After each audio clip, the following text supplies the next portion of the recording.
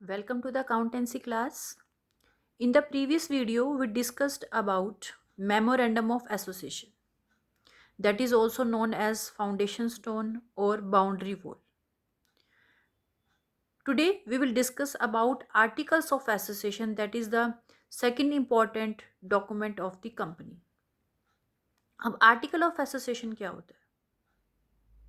Article of association एक ऐसा important document है जिसे प्रमोटर्स प्रिपेयर करते हैं सो दैट ये पता चल सके कि कंपनी के इंटरनल मैनेजमेंट से रिलेटेड क्या रूल्स है। अब मेमोरेंडम ऑफ एसोसिएशन ने डिफाइन कर दिए कि क्या ऑब्जेक्टिव्स है, क्या ऑब्जेक्टिव्स अचीव करने हैं। अब वो ऑब्जेक्टिव्स कैसे अचीव करने हैं, क्या रूल्स फॉलो करने हैं, क्या रेगुलेशंस फॉलो करने हैं, कैसे अचीव कर रहे हैं, who will tell this? Article of association. तो आर्टिकल ऑफ एसोसिएशन ये बताता है कि जो ऑब्जेक्टिव्स मेमोरेंडम ऑफ एसोसिएशन में डिफाइन किए गए हैं उन्हें कैसे अचीव किया जाएगा, उसके लिए कौन से रूल्स एंड रेगुलेशन फॉलो किए जाएंगे। तो जो आर्टिकल ऑफ एसोसिएशन होता है ये मेमोरेंडम ऑफ एसोसिएशन के अकॉर्डिंग ही बनाया जाता है, क्योंकि उन्हीं ऑब्जेक्टिव्स को अचीव करने के रूल्स एंड रेगुलेशंस को ये डिफाइन करता है। So what is article of association? It refers to that document of the company in which rules of internal management, जिसमें कंपनी के internal management to achieve the objectives laid down in the memorandum association are stated.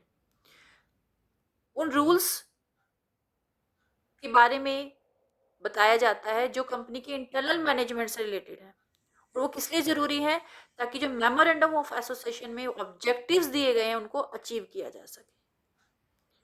तो कहने का क्या meaning है कि company के objectives को अचीव करने के लिए जो कि मेमोरेंडम ऑफ एसोसिएशन में गिवन है उन्हें कैसे अचीव किया जाएगा, आर्टिकल ऑफ एसोसिएशन हमें ये बताता है।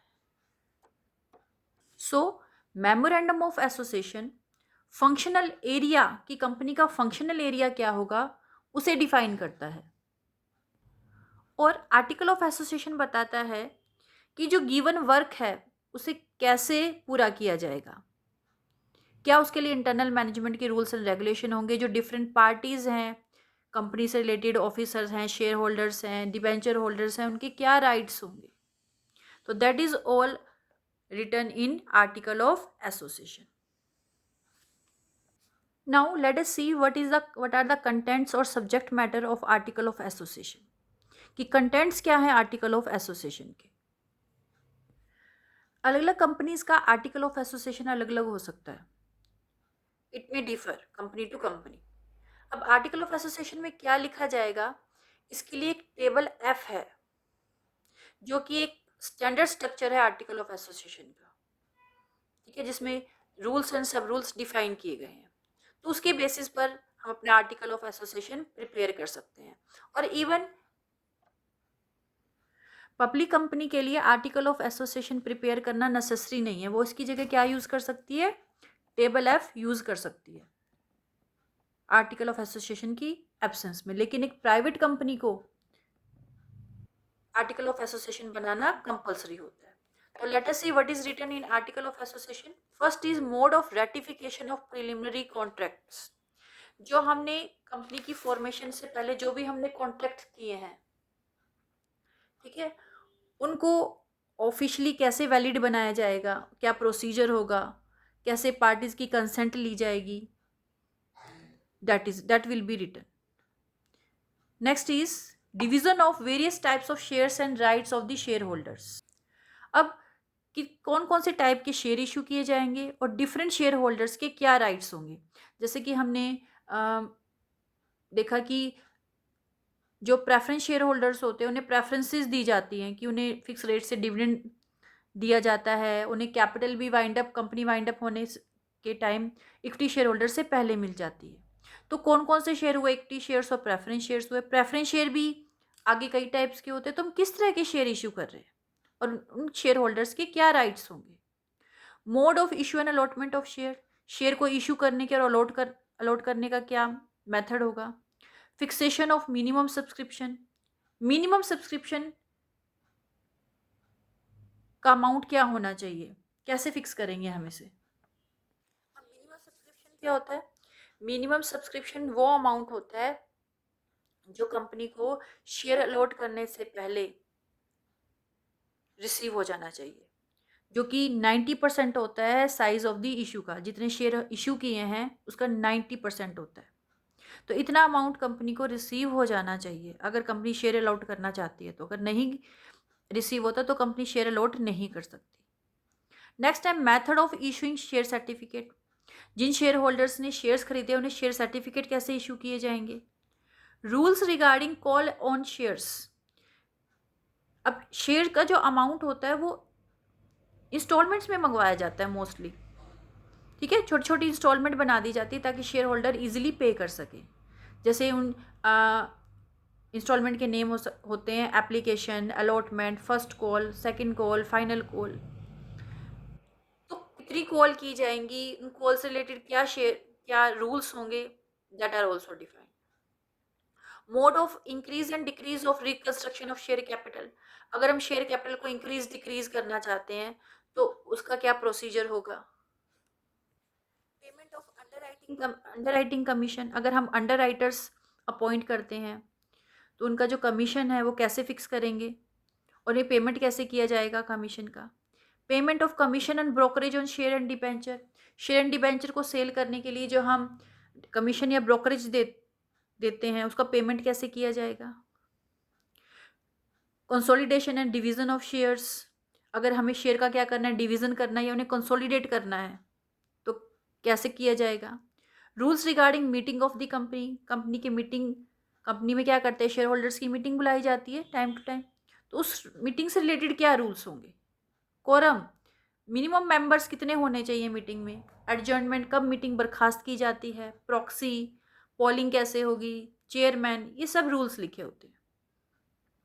Appointment of auditors, there powers, duties and remuneration. जो ऑडिटर्स हैं, अब ऑडिटर्स कौन होते हैं? कंपनी की ऑडिटिंग करानी ज़रूरी होती है, इट इज़ मैंडेटरी। ऑडिटिंग का मतलब है कि कंपनी जी ने जो बुक्स ऑफ अकाउंट्स मेंटेन किए हैं वो ट्रू एंड फेयर बेसिस पर किए हैं या नहीं किए हैं, उसमें कोई मैनुपुलेशन तो नहीं है, उसमें कुछ कोई कंपनी ने कोई फोर्जरी तो नहीं की, कोई फ्रॉड तो नहीं कर रखा। तो इसके लिए एक ऑडिटर अपॉइंट किया जाता है। ऑडिटर कौन होता है? जो कि एक सीईओ होता है। तो वो क्या करता है, प्रॉपर सारा क्या करता है, इंस्पेक्शन करता है। उसमें उसको कुछ टाइम भी लगता है, तो उसका अपॉइंटमेंट करना पड़ता है। उस ऑडिटर की पावर क्या होंगी, ड्यूटी क्या होगी, उसको क्या रेम्युनरेशन मिलेगा अपना काम करने के लिए, ये सब भी आर्टिकल ऑफ एसोसिएशन में लिखा जाता है। Next is provision related to the appointment of manager, managing director, treasurer, secretary. अब कंपनी में कई तरह की पोस्ट होती हैं, जैसे मैनेजर भी चाहिए, मैनेजिंग डायरेक्टर चाहिए, ट्रेजरर चाहिए, सेक्रेटरी चाहिए। तो उनके अपॉइंटमेंट से रिलेटेड कौन से रूल फॉलो किए जाएंगे? Rules regarding the use of common seal. Common seal क्या होता है? जैसे मैंने आपको बताया था कि कंपनी की डेफिनेशन के टाइम जब हमने कंपनी स्टार्ट किया था, कॉमन सील क्या होता है? एक स्टैंप होती है, क्योंकि कंपनी क्या नहीं कर सकती, अपने सिग्नेचर नहीं कर सकती। तो कंपनी सिग्नेचर की जगह क्या यूज करती है? अपनी स्टैंप यूज करती है जिसपे कंपनी का नेम मेंशन होता है। तो उसके रूल्स क्या है, कौन इसको यूज कर सकता है, कहाँ इसको यूज किया जाएगा, that are all mentioned. Methods of keeping and writing the books of account. अब बुक्स ऑफ अकाउंट कौन से मेथड से रखी जाएंगी? जैसे डबल एंट्री सिस्टम है, सिंगल एंट्री सिस्टम है, कौन से मेथड से बुक्स ऑफ अकाउंट रखी जाएंगी? कैपिटलाइजेशन ऑफ प्रॉफिट, प्रॉफिट का कैपिटलाइजेशन कैसे किया जाएगा, मीन्स प्रॉफिट को कैपिटल में कैसे कन्वर्ट किया जाएगा? Procedure for forfeiture and reissue of shares. अब फॉरफीचर और रीइश्यू का क्या मतलब होता है? जब कंपनी शेयर इशू करती है अपने शेयर होल्डर्स को,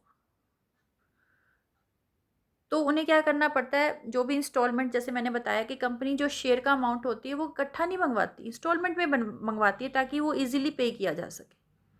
छोटी छोटी इंस्टॉलमेंट पे करना इजी होता है। तो अगर कोई शेयर होल्डर अपनी इंस्टॉलमेंट पे नहीं कर पाता है शेयर की, तो उसके शेयर फॉरफिट कर लिए जाते हैं। फॉरफिट का मतलब उसके शेयर जब्त कर लिए जाते हैं।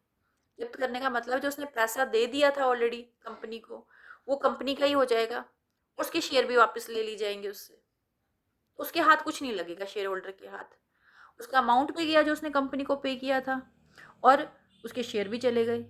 लेकिन ऐसा करने से पहले पूरा कोई प्रोसीजर फॉलो किया जाता है, कैसे शेयर फॉरफिट किए जाएंगे, एकदम से नहीं किए जाते, पहले नोटिस दिया जाता है, तो क्या फॉर्मेलिटीज़ की जाएंगी, कैसे फॉरफिट किए जाएंगे उसके शेयर। और हम कंपनी क्या करती है, उससे शेयर कंपनी ने वापस ले लिए, उसके बाद कंपनी क्या करेगी उन शेयर्स का, किसी और को सेल कर सकती है, उसको हम रीइशू कहते हैं। तो कंपनी रीइशू से रिलेटेड क्या प्रोसीजर होगा, दैट इज ऑल्सो मैंशन।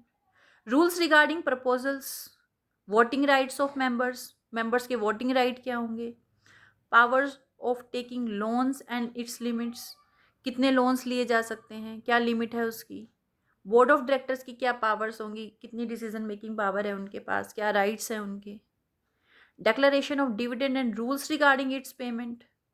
अब डिविडेंड शेयर होल्डर्स को क्या दिया जाता है, डिविडेंड, डिविडेंड क्या होता है, डिविडेंड होता है part of the profit that is given to the shareholder as a reward.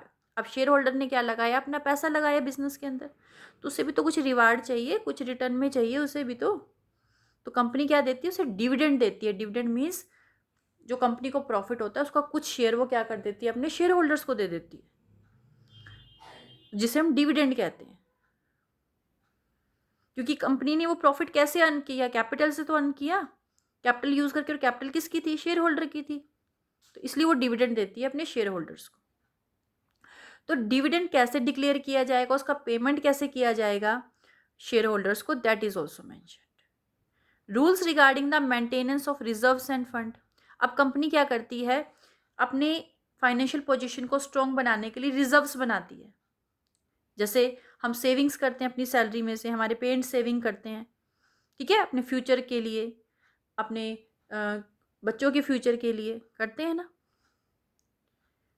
वो सेविंग्स होती हैं। इस तरह से कंपनी भी क्या करती है, सेविंग करती है अपने फ्यूचर के लिए, अपनी फाइनेंशियल पोजीशन को स्ट्रॉन्ग बनाने के लिए, क्योंकि जब हमें पैसों की ज़रूरत होगी तो हमें दूसरों पर डिपेंड नहीं रहना पड़ेगा, इसीलिए हम सेविंग करते हैं ना।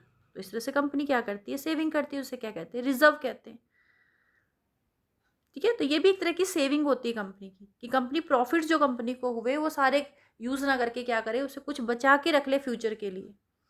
तो रिजर्व कैसे बनाएगी, कैसे मेंटेन करेगी, उसके क्या रूल्स होंगे। Next is procedure of winding up of the company. अगर कंपनी को वाइंड अप करना पड़ता है तो उसका क्या प्रोसीजर होगा, कैसे सबका पेमेंट होगा, दैट इज ऑल्सो मेंशन। तो ये सिर्फ all these are the contents of the, this is the content of the article of association. इसके अलावा कुछ और चीज़ें भी हो सकती हैं। ये तो थी जो एक मेन जो स्टैंडर्ड स्ट्रक्चर है जो होना चाहिए, उसके अंदर क्या क्या चीज़ें जरूर होनी चाहिए। जैसा कि मैंने बताया कि आर्टिकल ऑफ एसोसिएशन कोई ये नहीं है कि